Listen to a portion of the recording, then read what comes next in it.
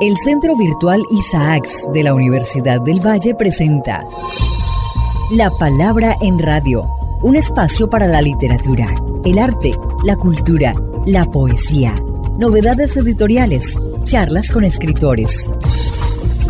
La Palabra en Radio, domingos 10 de la mañana por Univalle Estéreo. Dirige y presenta Darío Henao Restrepo. La Palabra en Radio.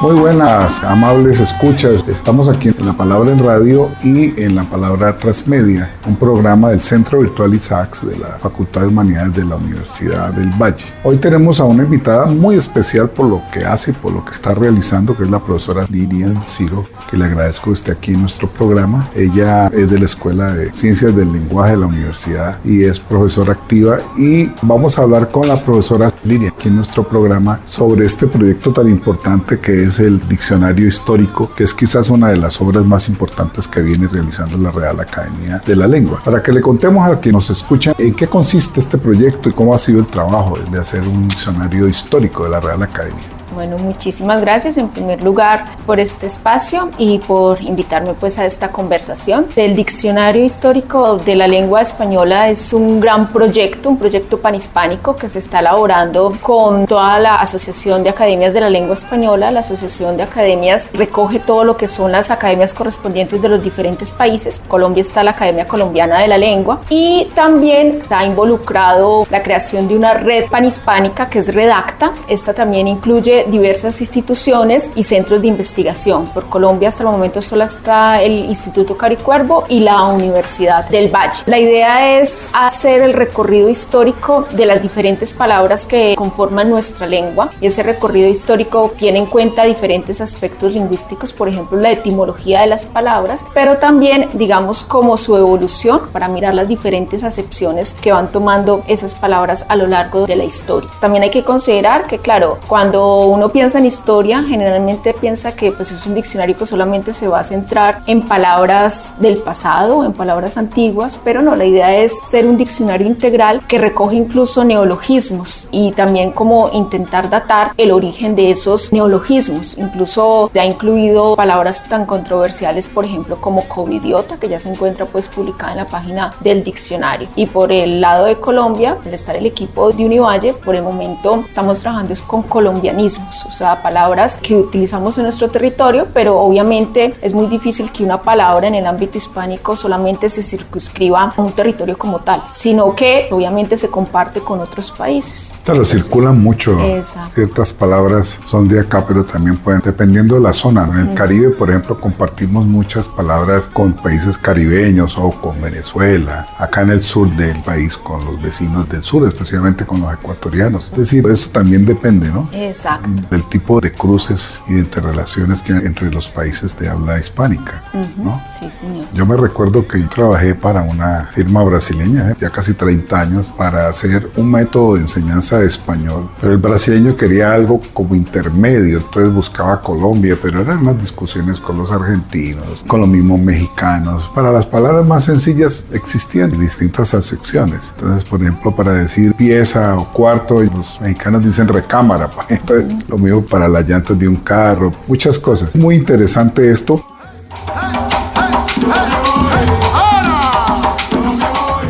Contémosle a nuestros oyentes, el equipo de la Universidad del Valle está conformado por quiénes y cómo es el modus operandi. El equipo inicialmente pues estaba conformado por el grupo de estudios lingüísticos e interdisciplinarios de la Escuela de Ciencias del Lenguaje y por 2 profesores del Departamento de Lenguas Extranjeras, pero por intereses investigativos y todo, al final del grupo de estudios lingüísticos e interdisciplinarios quedamos la profesora Mónica Emma Chamorro y quienes habla Lilian Ciro, y por el Departamento de Lenguas Extranjeras quedó el profesor Orlando Chávez. Inicialmente también está la profesora María Eugenia Guapache, pero después el profesor Orlando. Y ahora, recientemente, se ha integrado un estudiante de la licenciatura en Español y Filología que va a hacer su trabajo de grado en el marco del proyecto. Entonces, él también nos está colaborando con la redacción de palabras y pues la idea de él es también como hacer una reflexión precisamente sobre el lugar de los colombianismos en las obras académicas. Qué interesante. Y cuéntame, yo recientemente tengo el que acaba de publicar la doctora Carmen Millán, antes de irse de la dirección del Cari Cuervo. Ella hizo un diccionario de colombianismos muy interesante. ¿Qué palabras, qué cosas así curiosas te recuerdas que han venido rescatando y colocando en este diccionario? Exacto, sí, muy bien. El diccionario de colombianismos también nos sirve muchísimo de fuente porque la idea es eso, no solamente consultar corpus lingüísticos, sino también las obras lexicográficas que nos nutren ese caudal léxico. Y de momento, de hecho, ya se encuentran publicadas, ya tenemos publicadas las primeras 4 entradas. Pues también hay que considerar que cada una de estas entradas son más o menos entre 5 o 20 páginas porque pues hay que hacer un rastreo muy minucioso. Cada entrada, sí. De cada una de ellas ya hemos publicado Changua, publicamos Cununo, Chusque y Cachapa. Pues Cachapa que compartimos con Venezuela y hay algunas acepciones también con Puerto Rico. Es muy interesante porque también no solamente nos involucramos con el léxico, sino con aspectos culturales. Entonces, por ejemplo, en el campo de la música estamos redactando cumbia, cumbiamba, vallenato ya lo redactamos, vallenatología, con merengue también, que merengue también es muy interesante porque viene de un postre del francés y obviamente pasó a África, fue después con la mezcla de ritmos, entonces hay una relación semántica muy interesante allí. Y bueno, pues es como en ese sentido. Sancocho ya lo tenemos redactado, pero todavía no se ha publicado, y estamos ahorita con arepa, que esa pues nos ha sacado canas verdes, como se dice, porque tiene un montón de acepciones, y empezando por todos los tipos de arepa que existen. Sí, arepa en todo el continente, y la base del maíz, claro que los antioqueños creen que son los únicos que tienen arepa, y uno cuando sale, solo yendo a Venezuela se da uno cuenta cómo lo hacen en Centroamérica. Todos estos países tienen, en la misma Colombia hay muchas variedades de arepas, muy interesante. Lo mismo con sancocho, ya lo hicieron. ¿Qué nos puedes decir del sancocho? Sí, bueno, que sancocho, claro, es una comida muy típica que decimos de Colombia, pero pasa igual. De hecho, pues hay incluso acepciones que se toman desde las Canarias. Entonces, sí, es muy amplio y además es muy difícil porque el sancocho también con el tipo, o sea, que uno no sabe si abrimos una nueva acepción o no la abrimos, porque a veces eso, unos que llevan legumbres, otro que simplemente es como sancochar la carne en caldo y ya está. Entonces, sí, ese es otro tipo de sancocho, es un tipo diferente. Sí, es muy difícil sobre todo definir la gastronomía, porque como usted lo dice, cada región tiene un peso cultural muy fuerte e identitario. Entonces, cada región va a decir, no, el sancocho no se hace así, o la arepa no se hace así. Entonces, sí es complicado por eso. Y también, pues, además de todas las otras acepciones que surgen, por ejemplo, eso, estar sancochado cuando uno tiene muchísimo calor. Calor, sí. Me estoy sancochando aquí en esto de calor. Eso. Sí, claro, las distintas acepciones que tienen, dependiendo del lugar, de una manera, diferentes acepciones. Nosotros vivimos en una región como el Pacífico, que empieza a tener mucho auge. Yo en el doctorado dirigí una tesis de un chocuano, Rafael Perea Chalá, sobre las improntas africanas en el español que nosotros hablamos. Más de 2000 palabras. Encontró con origen africano, ya sea bantú, de Kikongo. Y sí, hay muchas palabras entre nosotros que algunas las usamos y creemos que son nuestras, como mondongo, por ejemplo. Él le hace una trayectoria. Sal muchacha que no calle, que todo el pueblo ya sabe.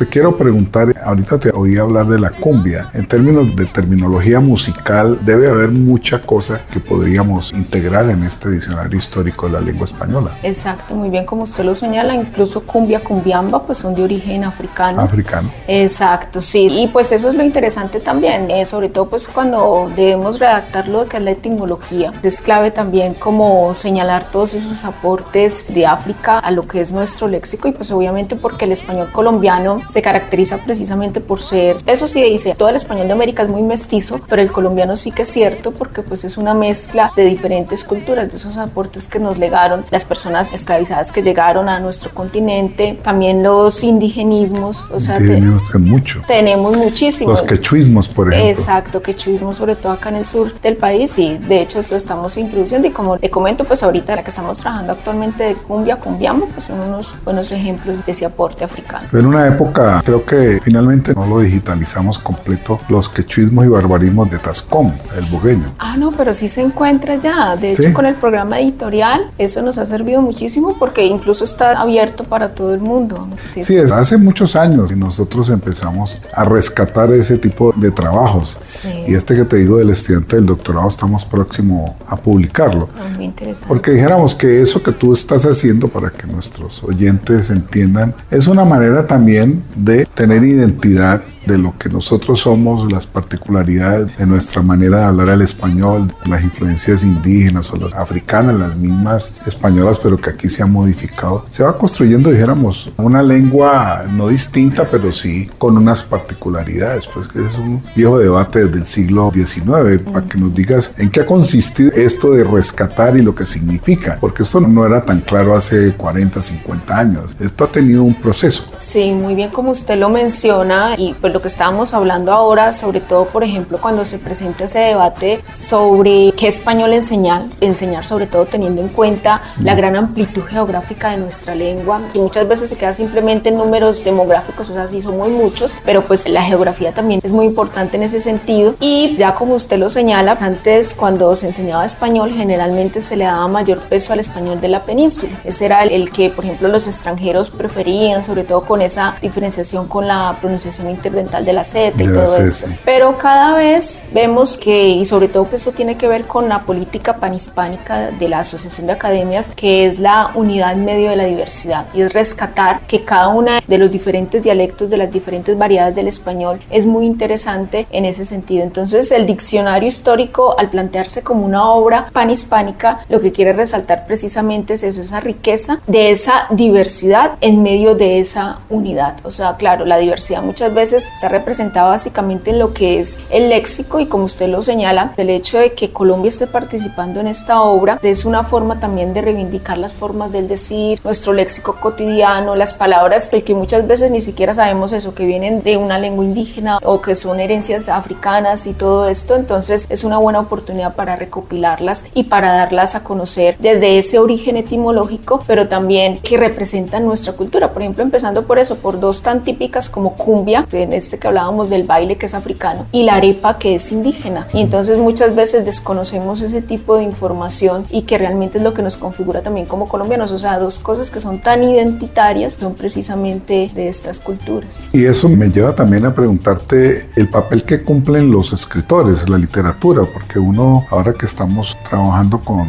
el rescate de los escritores del Pacífico, también se ha hecho mucho en el Caribe, en las distintas regiones. Yo soy un enamorado de la obra de Carrasquilla, especialmente por todo el lenguaje tan rico que hay ahí, que es extraordinario. Bueno, por supuesto García Márquez y todos los escritores del Caribe, y ahora con los del Pacífico, para preguntarte, dijéramos, el papel que tiene la literatura en este proceso que ustedes están trabajando, que están estudiando. Es un papel primordial, porque claro, finales del siglo pasado tenemos oportunidad de rescatar muchos textos, por ejemplo, orales, tenemos video y todo esto con internet ha posibilitado que podamos contar con este tipo de corpus muy interesante, pero antes la literatura era la que servía para respaldar o para ejemplificar los usos de determinadas palabras. De hecho, el diccionario histórico cuenta con un corpus propio, el corpus del diccionario histórico, en donde se parte, digamos, de obras de escritores. Entonces, por ejemplo, recuerdo en estos días que estábamos trabajando Caucho, nos salía muchísimo de la vorágine, salían un montón, y entonces esas las recogemos. La novela de la selva cauchera. Exacto, eso nos sirve como testimonios léxicos. El diccionario se nutre muchísimo de este tipo de obras. Tenemos eso a Tomás Carrasquilla, sí que es cierto que también está allí, a Manuel Mejía Vallejo, o sea, tenemos a un montón, bueno, a Gabriel García Márquez ni se diga, e incluso a muchos escritores más actuales también colombianos, Pilar Quintana, sí, tenemos a un montón que ya aparecen en los corpus de la RAE, y sus herederos han dado el aval para que este tipo de obras se integren a estos corpus de la Real Academia, y de ahí es que nutrimos la base del diccionario. De hecho, ya lo último que hacemos es recurrir, por ejemplo, directamente a Google Libros o al buscador de Google cuando tenemos muy poquitas acepciones o muy poquitos ejemplos. Solamente ya lo último, pero generalmente pues recurrimos a los corpus, y en estos corpus pues la literatura es un papel primordial, pues precisamente por lo que decíamos ahora, pues que antes de este siglo y bueno, y a finales del pasado no teníamos, digamos, como los recursos lingüísticos con los que contamos ahora, que tenemos mucho audio, video, tenemos grabaciones, digamos, de interacción reales, y entonces la literatura se constituyó por eso en un principio como textos muy valiosos para mirar los diferentes sentidos de las palabras y para mirar esas palabras en contextos de uso.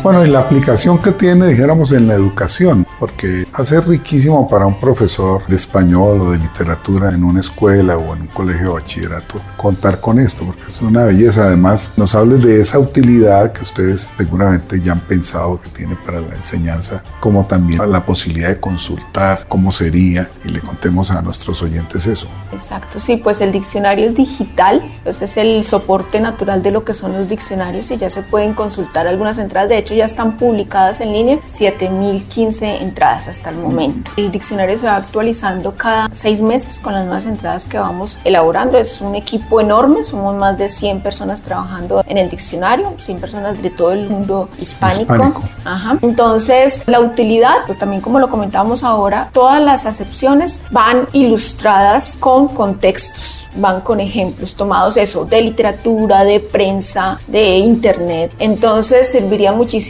en el contexto de aula, porque es eso, incluso para mirar, digamos, las relaciones sintácticas, el régimen de los verbos y todo esto, cómo se van interactuando, porque hay ejemplos reales, no como los diccionarios, pues que generalmente, claro, porque antes se publicaban impresos, entonces pues lo primero que se hizo fue como omitirlo de los ejemplos, porque eso quitaba muchísimo espacio. Sí. Entonces, pero este diccionario, al posibilitar esa publicación en línea, sí tiene muchísimos ejemplos, está ampliamente representado, y eso ayuda muchísimo para saber qué significa la palabra, cómo está usada, en qué tipo de contexto se puede utilizar. Eso tanto pensando en español como lengua materna, pero también en español como segunda lengua, como lengua extranjera. Y en el campo filológico sí que es cierto, porque de hecho tiene una aplicación muy útil, ya también está operacional en las entradas que se han ido publicando, que es el de la familia de palabras. Entonces uno le da clic ahí, sale un grafo en donde va mostrando las diferentes relaciones, tanto semánticas, por ejemplo la sinonimia, la antonimia, la hiperonimia, sí, pero también etimológica. O sea, incluso eso, si la palabra viene desde el latín y del latín pasó, por ejemplo, al portugués y el portugués pasó al español, ahí va mostrando todo el camino. ¡Qué maravilla! Sí. Bueno, yo soy estudioso siempre del diccionario de uso de María Moliner, la mamá de todos nosotros, a escribir, una maravilla, y el de Corominas, el diccionario etimológico del latín, que es una maravilla también. Pues da muchas ideas, pero esto que tú me cuentas es una cosa ya fantástica, porque es lo que se va a crecer, eso no tiene pues límites, es una cosa extraordinaria, más porque la lengua es viva. La lengua está todo el tiempo acrecentándose, cambiándose, enriqueciéndose, sobre todo en un mundo como el actual, donde hay tanta confluencia, por ejemplo, en lo tecnológico, es muy grande.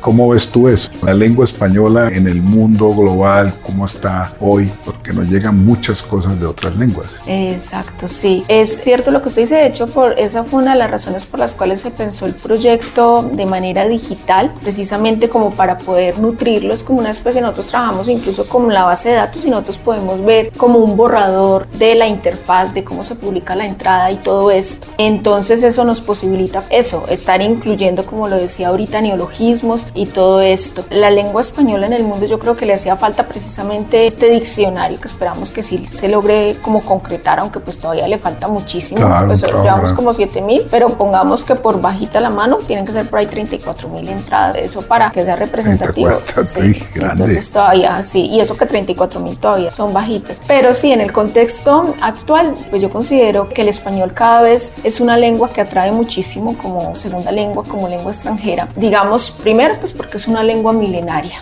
es una lengua que tiene una gran historia, una gran trayectoria, y lo otro porque cada vez también los países de habla hispana somos más atractivos, no solamente desde el punto de vista turístico, sino también desde el punto de vista cultural, y también yo considero que eso es una de las cosas en las que estamos pues como ahondando, que es importante, pues una lengua de cultura. Sí nos hace falta es como profundizar más como una lengua de ciencia, pero pues yo creo que tiene mucho futuro nuestra lengua, y ese futuro se respalda precisamente en la historia. Entonces un diccionario histórico es un gran monumento a esta lengua milenaria que tenemos. Somos afortunados de hablar y que somos representantes de ella.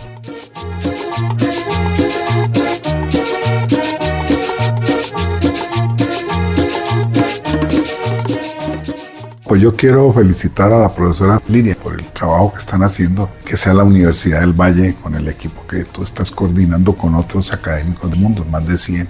Es un extraordinario trabajo. Bueno, pues te agradezco haber estado aquí con nosotros en La Palabra en Radio y en La Palabra Transmedia. Seguiremos conversando porque entre más avances vayan teniendo, vamos contándole a nuestros oyentes sobre este trabajo tan importante para la lengua, para la cultura española en el mundo. Es que es una cosa bastante ambiciosa e importante para nuestra lengua. Entonces te agradezco mucho por estar aquí con nosotros, Liria. Muchísimas gracias, profesor Darío, por la invitación.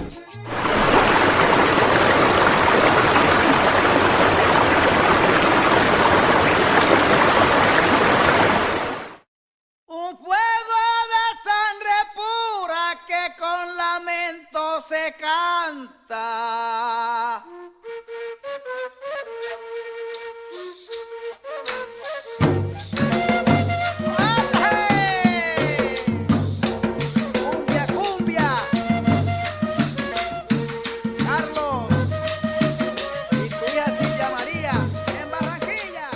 Bienvenidos a este espacio sonoro. Hoy los acompaño con el ritmo de la cumbia como síntesis musical de la nación colombiana. La cumbia es un rito sagrado como baile, con una variante que es la cumbiamba, que es el lugar donde se baila la cumbia, y con una tercera denominación que es el fandango. Este es un aporte que nos da la maestra Delia Zapata Olivella, que el fandango es enteramente castiza. Se define de un antiguo baile español muy popular, su diminutivo es fandanguillo y se refiere de la manera exclusiva a la variedad andaluza hasta mediados del siglo XVIII. Algunos señalan que su origen se da en la zona minera de Huelva. Esta es una ciudad portuaria del suroeste de España. También creen que los árabes lo llevaron en su forma primitiva del África.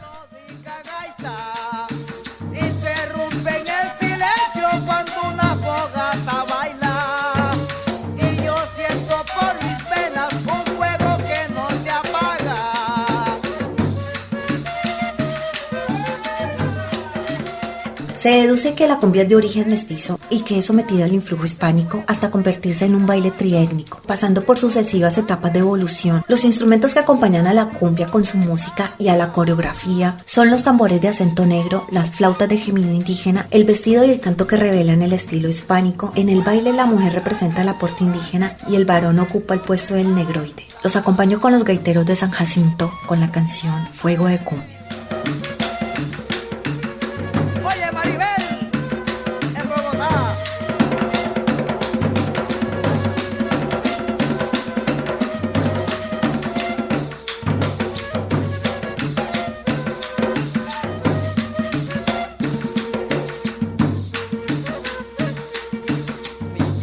Huaca explorada, mi tierra huaca explorada, sin tribus y sin cacique, la raza negra ha quedado, que con alegría nos visten, porque con fuerza y valor ganaron el paso libre, en mezclas de su cultura. A los oyentes, Darío Henao Restrepo quien les habla, les desea un buen fin de semana. Le agradezco a nuestra productora Chile Sáenz Mosquera y los espero aquí en la próxima semana en Univalle Estéreo 105.3 de la FM. Como el fuego de mi raza, un fuego de sangre pura que con lamento se canta.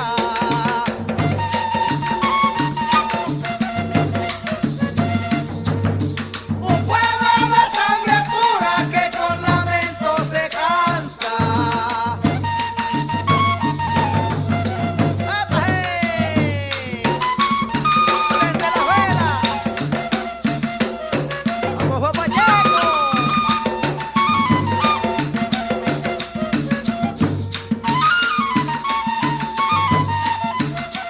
Rémulo Matera y Lucha Betancourt. ¡Epa, hey!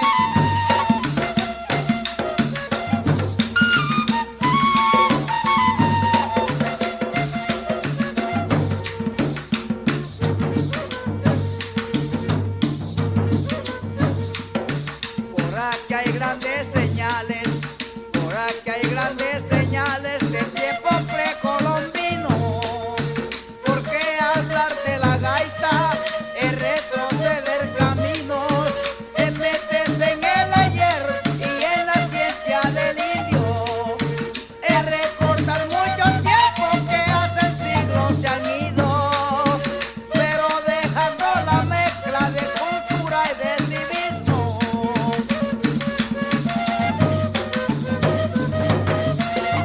Es el fuego de mi cumbia, es el fuego de mi raza, un fuego de sangre pura que con lamento se canta.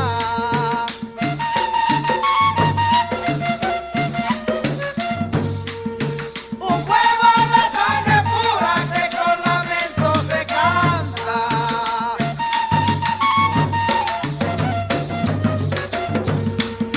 Un fuego de sangre pura que con lamento se canta.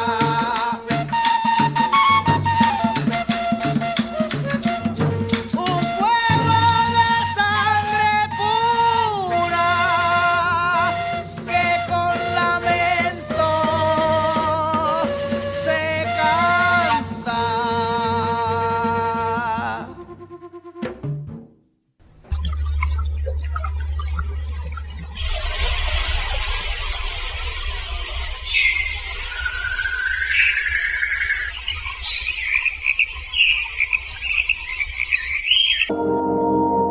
El Centro Virtual Isaacs de la Universidad del Valle presenta La Palabra en Radio, un espacio para la literatura, el arte, la cultura, la poesía, novedades editoriales, charlas con escritores. La Palabra en Radio, domingos 10 de la mañana por Univalle Estéreo. Dirige y presenta Darío Henao Restrepo. La Palabra en Radio.